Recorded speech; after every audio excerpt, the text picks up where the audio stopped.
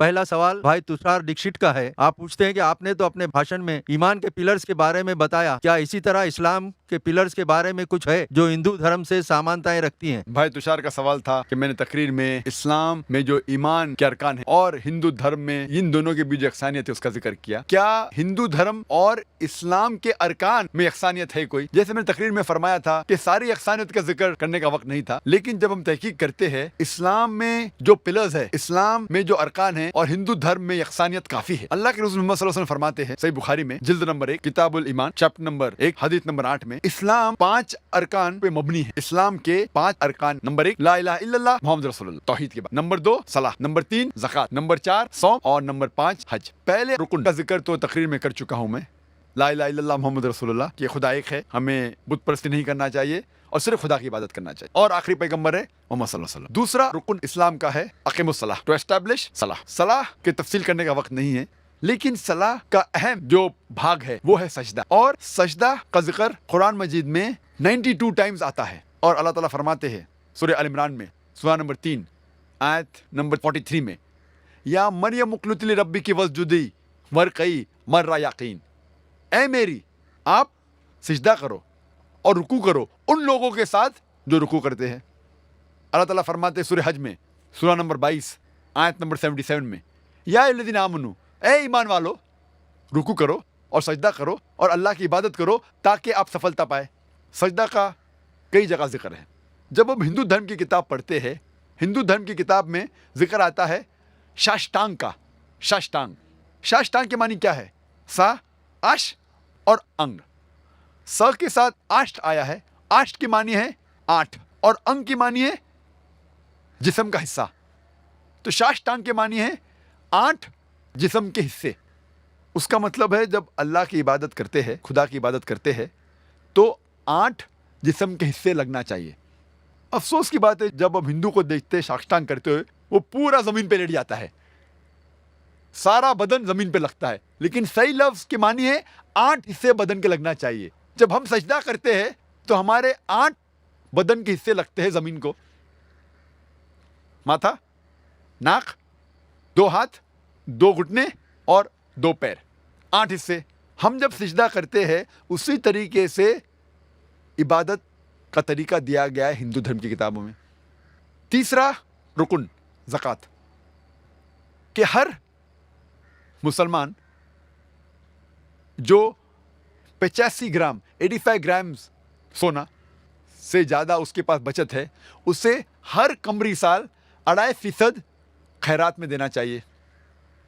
और ज़कात की मानी है टू ग्रो, टू प्योरीफाई, बढ़ावा, पाक करना। अगर हर अमीर इंसान दुनिया में ज़कात दे तो गरीबी हट जाएंगी, कोई भी इंसान भूख के मारे नहीं मरेगा। और कुरान में आता है सूरह अल हशर में सूरा नंबर 59 आयत नंबर 7 में कि ज़कात इसलिए है ताकि वेल्थ, जायदाद, माल सिर्फ अमीरों के बीच न घूमे। The wealth does not circulate only amongst the rich। और जब हम पढ़ते हैं ऋग्वेद में किताब नंबर 10 पाठ नंबर 117 मंत्रा नंबर 5 में लिखा है कि आप दान दो, क्योंकि पैसा ऐसी चीज है जो आज एक इंसान के पास है, कल दूसरे इंसान के पास है। जिस तरीके से गाड़ी का पहिया घूमता है उस तरीके से माल घूमता है। खैरात के बारे में भगवत गीता में भी जिक्र है, पाठ नंबर 16 श्लोक नंबर 3 में, और भगवत गीता पाठ नंबर 17 श्लोक नंबर 20 में है कि खैरात करो। चौथा अरकान सोम, हर बालिग मुसलमान को जिसकी सेहत अच्छी है उसे रोज़ा रखना चाहिए, खाना और पीना से परहेज करना चाहिए फजर से लेके मगरिब तक और पूरे रमज़ान के महीने तक। और कुरान में जिक्र आता है सूरह बकरा में सूरा नंबर 2 आयत नंबर 183 में 183 में, fasting has been prescribed to you as it was prescribed to those who came before you so that you may learn self restraint. रोज़ा आप पर फर्ज करार दिया है जिस तरीके से पहले लोगों पर फर्ज करार दिया गया था, ताकि आप लोग परहेजगार बनो। روزہ اسی لیے قرار دیا گیا ہے فرض تاکہ لوگ پرہیزگار بنے. آج کے سائیکولوجسٹ کہتے ہیں کہ if you can control your hunger you can control almost all your desire. اگر آپ بھوک پہ قابو پا سکتے ہیں تو آپ اپنے سارے خواہشوں پر قابو پا سکتے ہیں. روزے رکھنے کے کئی فائدے ہیں. اگر آپ صحیح طریقے سے روزہ رکھیں جس طریقے سے اسلام میں ذکر آتا ہے پورے مہینے تک, ایک قمری مہینے تک, تو سائنس آج کہتی ہے آپ کا انٹسٹینل ایبزارپشن بڑھتا ہے, آپ کا کولیسٹرول لیول کم ہوتا ہے, اور روزے میں رمضان کے مہینے میں کئی غلط عادتیں آپ کے دور ہو جاتی ہے. اگر آپ سگریٹ پینا چھوڑ سکتے ہیں فجر سے لے کے مغرب تک, پھر انشاءاللہ پیدائش سے موت تک کے اب سگریٹ پینے کی ضرورت نہیں آپ کو. اگر آپ شراب سے پرہیز کر سکتے ہیں فجر سے لے کے مغرب تک, تو شراب کو آپ کو چھونے کی ضرورت ہی نہیں پیدائش سے موت تک کے. روزے کا ذکر ہندو دھرم کی کتابوں میں بھی ہے, لیکن ہندو دھرم میں کئی قسم کے روزے ہیں. ایک قسم جس کا ذکر آتا ہے منوسمرتی میں پاٹ نمبر 6 شلوکا نمبر 24 میں لکھا ہے آپ روزہ رکھو ایک مہینے تک. باقی کئی قسم کے روزے موجود ہے ہندو دھرم کی کتابوں میں. جب آپ پڑھتے منوسمرتی اس میں ذکر آتا ہے روزے کا پاٹ نمبر 4 اور شلوک نمبر 222 میں, اور پاٹ نمبر 11 شلوک نمبر 204 میں بھی. پانچواں رکن اسلام کا پانچواں رکن ہے حج. ہر بالغ مسلمان کو جو حیثیت رکھتا ہے مالی اور صحتی, اسے کم از کم زندگی میں ایک بار حج کرنا چاہیے, جس کے معنی اسے مکہ جانا چاہیے حج کے مہینے میں. اور حج ایک سب سے اچھا ایگزامپل ہے عالمی بھائی چارے کا, best example of international brotherhood, universal brotherhood. تقریباً 25 لاکھ لوگ آتے ہیں مختلف ممالک سے, امریکہ سے, انگلینڈ سے, انڈیا سے, پاکستان سے, انڈونیشیا سے, ملیشیا سے, اور مرد پہنے ہوتے 2 سفید کپڑے بنا سلائے ہوئے. آپ یہ نہیں پہچان سکتے آپ کے پاس جو کھڑا ہے وہ راجہ ہے یا فقیر ہے. سب سے بہترین ایگزامپل ہے یونیورسل بردرہڈ کا, عالمی بھائی چارے کا. اور قرآن مجید میں لکھا ہے سورہ حجرات میں سورہ نمبر 49 آیت نمبر 13 میں, یا ایھا الناس انا خلقناکم من ذکر و انثی وجعلناکم شعوبا وقبائل لتعارفوا ان اکرمکم عند اللہ اتقاکم ان اللہ علیم خبیر. اے انسانوں, ہم نے تمہیں بنایا ہے ایک جوڑے سے, مرد اور عورت کے, اور ہم نے آپ کو قبیلے اور برادری میں بانٹا ہے تاکہ آپ ایک دوسرے کو پہچان سکو, نہ آپ ایک دوسرے سے نفرت کرے. اور آپ میں سے سب سے اچھا انسان وہ ہے جو تقوی رکھتا ہے. اللہ تعالیٰ کے نزدیک ایک انسان دوسرے انسان سے اونچا نہیں ہوتا ہے جات پات کی بنیاد پہ, مال کی بنیاد پہ, عمر کی بنیاد پر, جنس کی بنیاد پر, چاہے وہ امیر ہو یا غریب ہو, راجہ یا فقیر, سفید یا کالا, پیلا یا گھیوا. اللہ تعالیٰ کے نزدیک ایک انسان دوسرے انسان سے اونچا ہو سکتا ہے صرف تقوی کی بنیاد پہ, صرف نیکی کی بنیاد پہ. اور ہندو دھرم کی کتابوں میں بھی کئی طرح کے تیرتھ ہے, پلگرمیج ہے, تیرتھ یاترا ہے. ایک ذکر ہے رگ وید میں کتاب نمبر 3 پاٹ نمبر 29 میں منترا نمبر 4 میں, جس میں لکھا ہے کہ الاسپد پہ جاؤ جو نبھا پرتھوی میں ہے. الاسپد کے معنی سنسکرت میں ہے الے مطلب خدا, سپد مطلب جگہ, خدا کی جگہ. اور جب ڈکشنری میں دیکھیں گے لکھا ہے الاسپد مطلب ایک تیرتھ یاترا کی جگہ, خدا کی جگہ. اور لکھا ہے یہ جگہ, یہ الاسپد ہے نبھا پرتھوی میں. نبھا پرتھوی کی معنی سینٹر آف دی ارتھ, زمین کے بیچ, اس پرتھوی کے بیچ. اور ہم جانتے ہیں مکہ پرتھوی کے بیچ میں, مکہ از ان دا سینٹر آف دی ورلڈ. اور یہ الاسپد جو خدا کی جگہ کا ذکر ہے ہمیں پتہ لگتا ہے یہ مکہ کے بارے میں کہہ رہے ہیں. اور جب آگے پڑھتے ہیں رگ وید کتاب نمبر 3 میں پاٹ نمبر 29 منترا نمبر 11 میں ہمیں یقین ہوتا ہے کہ یہ مکہ ہے. کیوں؟ اس میں ذکر آتا ہے نرشنسا کا, جو میں تقریر میں کہا نرشنسا, وہ آدمی جو प्रशंसा के लायक है, तारीफ के लायक है, जिसके मानी मोहम्मद सल्लल्लाहु अलैहि वसल्लम. तो जब इलैस पद आया, नबा पृथ्वी आए, मोहम्मद सल्लल्लाहु अलैहि वसल्लम आए, तो कोई शक नहीं बाकी रहता है कि ये जगह जिसका जिक्र है वेद में वो है मक्का के बारे में. ये मुख्तसरन सा था इस्लाम के अरकान और हिंदू धर्म के बीच में यकसानियत. अगला सवाल प्रकाश कुलकर्णी का है. वो पूछते हैं पानी को हम अलग अलग ज़बानों में पुकारते हैं, जैसे अंग्रेज़ी में वाटर, हिंदी में पानी, तमिल में तन्नी वगैरह. तो पानी अलग अलग तो नहीं हो जाता, तो फिर गॉड को जीसस बोलो, अल्लाह बोलो या राम बोलो, तो वो अलग अलग कैसे हो जाएगा? वो तो एक ही होगा. सवाल है भाई साहब का कि पानी को मुख्तलिफ नामों से पुकार सकते हैं. पानी कहो हिंदी में, या वाटर कहो इंग्लिश में, या तन्नी तमिल में, वो सेम है, कुछ फ़र्क पड़ता नहीं. इसी तरीके से भगवान को आप खुदा को गॉड कहो या जीसस कहो या अल्लाह कहो या राम कहो, एक ही है. इस सवाल पे जब गौर किया जाए तो मैं मानता हूँ कि मुख्तलिफ ज़बानों में अलग अलग दिगर नाम होते हैं एक वही चीज़ के लिए. एक चीज़ के लिए मुख्तलिफ ज़बानों में मुख्तलिफ नाम होते हैं. मिसाल के तौर पे पानी कहते हिंदी में, इंग्लिश में हम कहेंगे वाटर, और गुजराती में कहेंगे जल, तमिल में कहेंगे तनी, अरबिक में कहेंगे मोय. लेकिन शर्त ये है कि पानी को ही कह सकते हैं वाटर या तन्नी या मोय. जो पानी नहीं उसको अगर कहेंगे वाटर या जल या तनी तो गलत हो जाएगा. मिसाल के तौर पे एक मेरा दोस्त मुझसे कहता है कि मैं डॉक्टर ने कहा कि रोज़ सुबह में 1 गिलास पानी पियो, लेकिन जब मैं पानी पीता हूँ, कोशिश करता हूँ, तो उल्टी आती है. तो मैंने पूछा क्यों आती है? तो उसने कहा नहीं, वो पानी में बदबू आती है, उस पानी का रंग पीला है.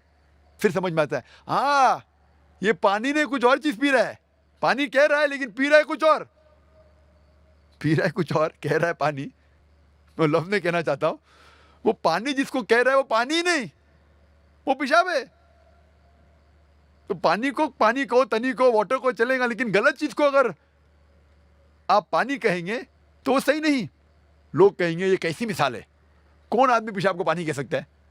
मैं जानता हूं कि आम कोई भी इंटेलिजेंट आदमी, जो भी आदमी को बुद्धि है, वो कभी भी गलत फहमी में पेशाब को पानी नहीं कहेगा. उसी तरीके से वेद में, कुरान में साफ तरीके से लिखा है कि ईश्वर की मूर्ति नहीं है, ईश्वर की प्रतिमा नहीं है, बुत परस्ती मत करो. फिर भी हम जानते हैं कि सैकड़ों, हजारों, करोड़ों लोग मूर्ति पूजा करते. इंटेलिजेंट है, डॉक्टर्स है, इंजीनियर है, फिर भी करते. अगर हमें कोई चीज़ मुख्तलिफ नाम से बुलाई जा सकती, मिसाल के तौर पे सोना, हिंदी में हम कहते हैं सोना, अंग्रेजी में कहते हैं गोल्ड, अरबी में कहते हैं ज़हब. लेकिन जब आप सोना खरीदने जाते हैं, वो आदमी सोना कहता है तो आप थोड़ी ले लेते, आप पहले परखते हैं कि वो सोना है कि नहीं. अगर कोई आदमी बोला कि ये सोना है तो क्या पैसे दे के ले लेते? आप परखते हैं विद अ टचस्टोन, और वो जौहरी आपको साबित करता है कि ये सोना है, और वो घिसता है और फिर कहता है कि ये सोना हो सकता है कि 24 कैरेट गोल्ड है, या 22 कैरेट गोल्ड है, या 20 कैरेट है, या 18 कैरेट है, या हो सकता है कि वो सोना ही नहीं है, क्योंकि हर चीज़ जो चमकती है वो सोना नहीं होती. Everything that glitters is not gold. तो इसीलिए जिस चीज़ को आप खुदा कहते हैं, कोई भी नाम से बुलाओ. अल्लाह ताला फरमाते हैं सूरह इसरा में, सूरह नंबर 17 आयत नंबर 110 में, कुलिदुल्लाह अविदुर रहमान अयमा तदु फलल अस्माउल हुस्ना. आप पुकारो अल्लाह से या रहमान से, कोई भी नाम से पुकारो, लेकिन अल्लाह के सबसे बेहतरीन, सबसे खूबसूरत नाम है. लेकिन आप पहला ये जांच लो कि वो खुदा असल खुदा है कि नहीं. और जांचने का तलिस्मा जिस तरीके से मैंने तकरीर में कहा था है सूरह इखलास, सूरह नंबर 112 आयत नंबर 1 से 4. कुल हो अल्लाह अहद, कहो कि अल्लाह एक है. अल्लाह समद, अल्लाह जो बेनियाज है. लम यलिद वलम यूलद, ना वो किसी को जनता है ना किसी से जना है. वलम यकुल लहु कुफुवन अहद, उसके जैसा कोई नहीं है. ये है 4 आयतों का डेफिनेशन परखने के लिए कि जिस को आप खुदा कह रहे हैं वो सही में असल में खुदा है कि नहीं. जो भी शख्स को आप खुदा मानते हैं उसे टेस्ट कीजिए, उसका इम्तिहान लीजिए सूरह इखलास की बुनियाद पर. अगर जिसकी आप पूजा करते हैं वो सूरह इखलास के बताए हुए 4 आयतों के बुनियाद पे सफलता पाता है तो वो सही खुदा है, वरना गलत है. Hope that answers the question. अगला सवाल राजेश का है. वो पूछते हैं अगर इस्लाम के माने अमन है तो क्यों जिहाद यानी कत्ल व गारतगिरी का कुरान में हुक्म है, जबकि हिंदू धर्म में अमन की बात कही गई है? بھائی صاحب نے کہا کہ قرآن میں کیوں قتل کے بارے میں کہا گیا ہے جب اسلام مذہب امن کا اور ہندوازم میں امن کے بارے میں کہا گیا ہے. اکثر ہندو پوچھتے ہیں کہ قرآن میں جہاد کے بارے میں کیوں لکھا گیا ہے, کیوں قتل کے بارے میں لکھا گیا ہے. بہت سے لوگوں غیر مسلم اور مسلم کو غلط فہمی ہے یہ لفظ جہاد کے بارے میں. جہاد آتا ہے لفظ جہادہ سے, جس کے معنی ہے جد و جہد کرنا. لوگوں کو غلط فہمی ہے کہ کوئی بھی جنگ, کوئی بھی مسلمان اگر کوئی بھی جنگ لڑ رہا ہے, چاہے خود کے فائدے کے لیے ہو, چاہے اپنے نام کے لیے ہو, چاہے مال کے لیے, اسے کہتے ہیں جہاد. جہاد کے معنی یہ نہیں کہ کوئی بھی مسلمان کوئی بھی جنگ لڑ رہا ہے, چاہے خود کے فائدے کے لیے ہو, خود کے نام کے لیے ہو, خود کے مال کے لیے ہو. جہاد آتا ہے لفظ جہادہ سے, جس کے معنی ہے جد و جہد, ٹو اسٹرائیو, ٹو اسٹرگل.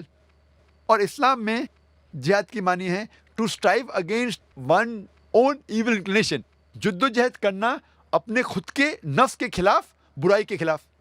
جہاد کے معنی یہ بھی ہوتی ہے کہ جد و جہد کرنا معاشرے کو سدھارنے کے لیے.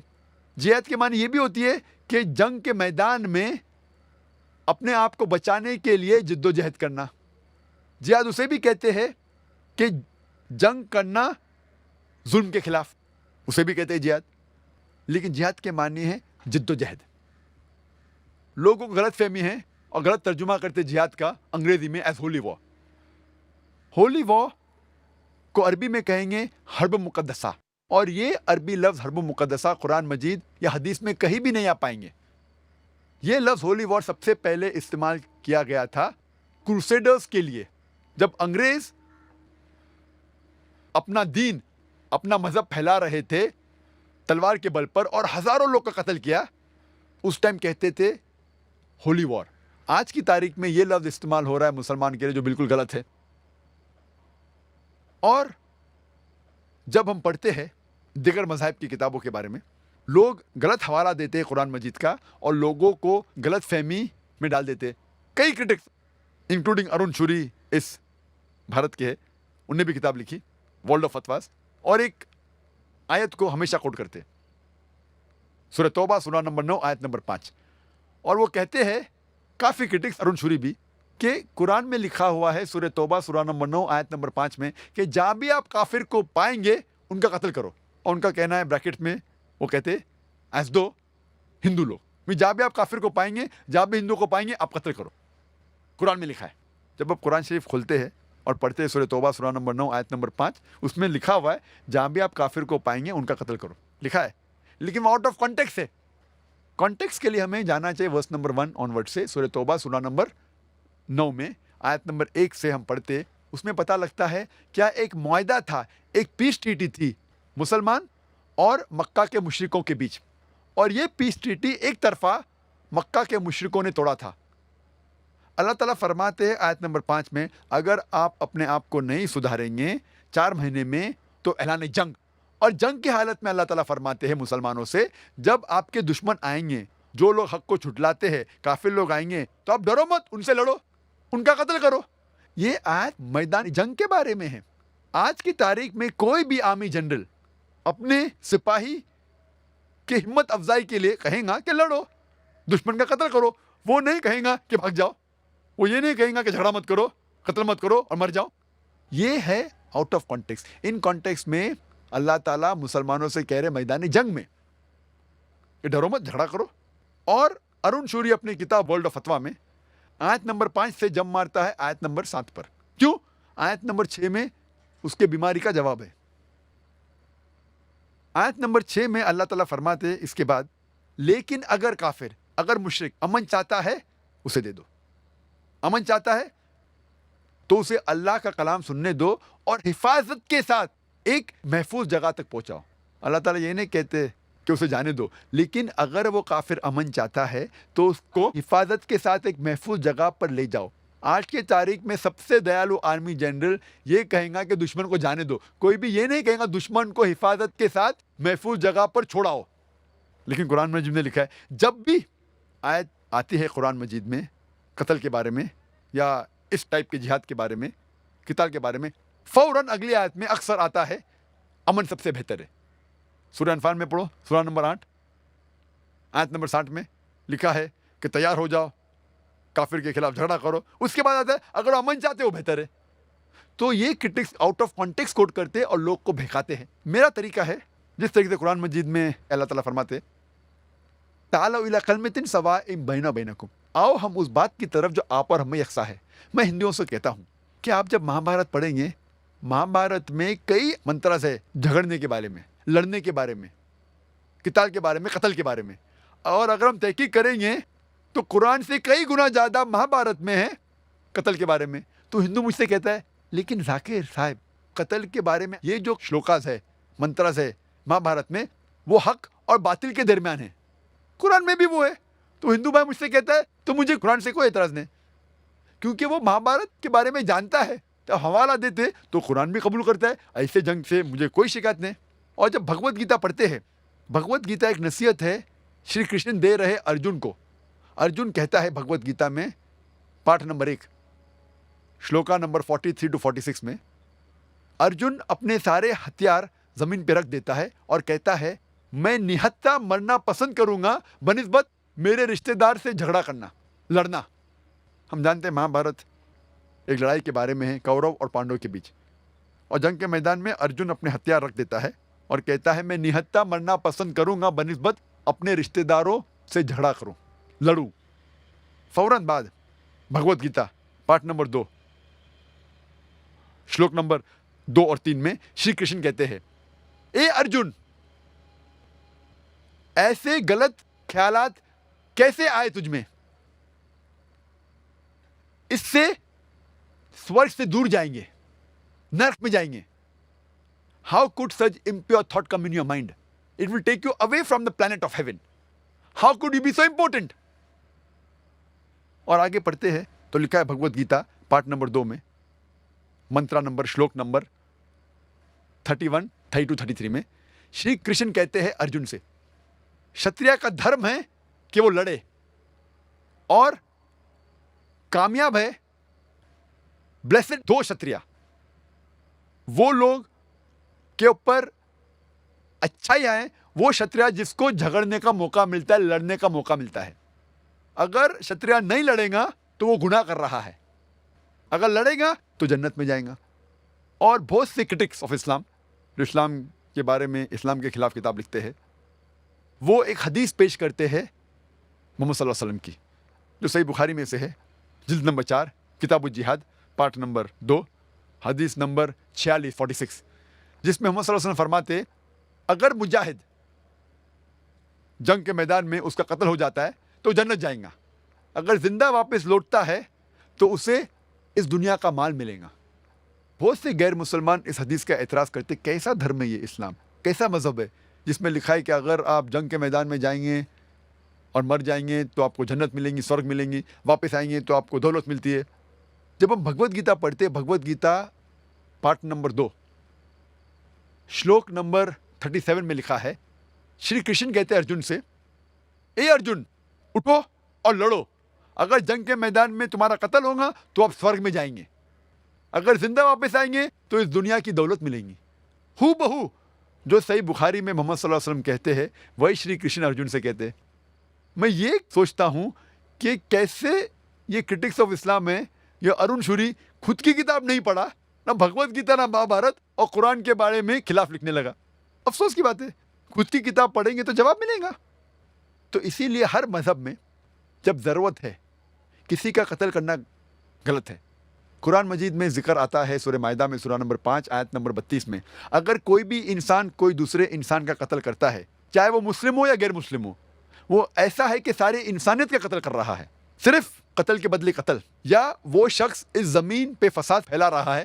یہ دو وجہ کے علاوہ کوئی بھی انسان دوسرے انسان کا قتل کر رہا ہے تو وہ ایسا ہے کہ ساری انسانیت کا قتل کر رہا ہے. اور کوئی بھی انسان دوسرے انسان کی زندگی بچاتا ہے تو وہ ساری انسانیت کو بچاتا ہے. تو قتل کرنا ایک انوسنٹ آدمی کا حرام ہے. لیکن جب وقت قتل کے بدلے قتل یا جنگ کے میدان میں جہاں ضرورت ہے ظلم کے خلاف لڑنا، تو بھگوت گیتا میں بھی اس کا ذکر ہے، مہابھارت میں بھی، بائبل میں بھی ہے. تو اگر ہم کانٹیکسٹ پڑھیں گے تو صحیح علم آپ کو لگ جائے گا اسلام میں کیا کہا گیا ہے جہاد کے بارے میں. ہوپ دان سے کچھ. السلام علیکم ورحمۃ اللہ وبرکاتہ. جی خوش آمدید دوستو، امید کرتا ہوں ویڈیو آپ نے پوری دیکھی ہوگی اور آپ کو پسند بھی آئی ہوگی. بھائیو دوستو، یہاں پر جو سوال ہوا ہے وہ یہی ہوا ہے کہ کیا اسلام اور ہندو مذہب میں یکسانیت ہے؟ تو جواب ان میں یکسانیت بالکل بھی نہیں ہے۔ کس طرح نہیں ہے؟ سب سے پہلے ہم آتے ہیں اسلام کی طرف۔ اسلام کسے کہتے ہیں؟ اسلام کہتے ہیں کہ آپ اللہ پر ایمان لائے، آمنت باللہ، صرف اور صرف ایک اللہ پر ایمان لائے، اللہ تعالیٰ کے ساتھ کسی کو شریک نہ بنائے، مرتے دم تک آپ اسلام پر قائم رہیں۔ اسی طرح وہ ملائکتی، اللہ تعالیٰ کے فرشتے اللہ تعالیٰ کی مخلوق ہے، جو کہ نہ مرد ہے نہ عورت، بس اللہ تعالیٰ کے بنائے ہوئے مخلوق ہے۔ وہ جب چاہے جیسا چاہے ان فرشتوں سے کام لیتے ہیں۔ تو فرشتوں پر ایمان لانا یہ بھی ہمارے ایمان کا حصہ ہے۔ وہ کتبی، اللہ تعالیٰ کی کتابیں، اللہ تعالیٰ نے کتابیں نازل کی ہے، جس طرح قرآن اللہ کی کتاب ہے، اس طرح اس قرآن مجید سے پہلے بھی اللہ تعالیٰ نے آسمانی کتابیں نازل کی۔ تو تمام کتابوں پر ایمان لانا کہ یہ اللہ کی طرف سے ہے، اور قرآن مجید پر ایمان لانا کہ آج جو کتاب ہمارے سامنے ہے، جس پر ہمیں عمل کرنا ہے، وہ صرف اور صرف کتاب قرآن مجید ہی ہے۔ ورسولہ، اللہ تعالیٰ کے رسولوں پر، یہاں پر یہ بات لازمی یاد رکھے کہ حضرت آدم علیہ السلام سے لے کر ہمارے پیارے نبی حضرت محمد صلی اللہ علیہ وسلم تک تمام انبیاء وہ سب اللہ کی طرف سے ہے۔ اگر اس چیز پر آپ یقین کریں گے تو ہی آپ مسلمان ہوں گے۔ اگر ان تمام انبیاء میں سے آپ کسی ایک پر ایمان لائے، باقی کو چھوڑ دے، تو بھی آپ مسلمان نہیں۔ 2 کو مانے، 3 کو مانے، یا سب کو مانے مگر ایک پیغمبر کو نہ مانے، تو بھی آپ کامل یقین نہیں ہے، آپ کامل مومن نہیں ہے، بلکہ آپ مومن ہے ہی نہیں۔ تو مسلمان ہونے کے لیے ان سب چیزوں پر ایمان لانا ضروری ہے۔ والیوم الآخر، قیامت کے دن پر، یہاں پر ایک چیز سامنے آ جاتی ہے، بہت سارے مشرک ایسے ہیں جو روز آخرت یا قیامت پر ایمان نہیں لاتے۔ وجہ یہ ہے کہ ان کا یہ ماننا ہے کہ جب ہم مر جائیں گے اور ہم پھر زندہ ہوں گے تو پھر کس طرح ہم جو ہے نا زندہ ہوں گے وغیرہ وغیرہ۔ قیامت کے دن پر ایمان لانا یہ بھی ہمارے ایمان کا حصہ ہے، اور اسی طرح والقدر خیرہ و شرہ، اچھی بری تقدیر اور مرگ کے موت کے بعد دوبارہ زندہ ہونے پر، یہ ہم مسلمان کے لیے لازم ہے، فرض ہے۔ اس کے برعکس ہندو مذہب نہ ہی قیامت کو مانتی ہے، اور یہ سمجھتے ہے کہ انسان 7 بار پیدا ہوتا ہے، مرتا ہے، رسولوں پر بھی ایمان نہیں لاتے، فرشتوں پر بھی ایمان نہیں لاتے۔ تو یہ کچھ عجیب سا فلسفہ ہے۔ تو اس لیے ہندو اور مسلمان میں کوئی بھی یکسانیت نہیں ہے۔ اگر کوئی یہ سمجھتا ہے کہ اس میں یکسانیت ہے تو وہ ویسے ہی کچھ کاٹ پکاڑ کر باتیں کر رہا ہوگا۔ ضروری بات یہ ہے کہ اگر ان دونوں میں یکسانیت نہیں ہے تو پھر ان دونوں میں سے صحیح مذہب کون سا ہے؟ تو ان دونوں میں سے جو صحیح مذہب ہے وہ اسلام ہے۔ اسلام میں ہی آپ کو کامیابی ملے گی، کامرانی ملے گی۔ اسلام کے علاوہ کسی دوسرے مذہب میں آپ کو ہرگز کامیابی نہیں ملے گی، اور اس کی طرف قرآن میں ارشاد ہے ان الدین عند اللہ الاسلام، اور اسی طرح دوسری جگہ ارشاد ہے الیوم اکملت لکم دینکم واتممت علیکم نعمتی ورضیت لکم الاسلام دینا۔ تو بھائیو دوستو، ڈاکٹر ذاکر نائک نے بہت بہترین جواب دیا۔ امید کرتا ہوں یہ ویڈیو آپ کو پسند آئی ہوگی۔ اگر ویڈیو آپ کو پسند آئے تو اس چینل کو سبسکرائب کریں۔ بہت شکریہ۔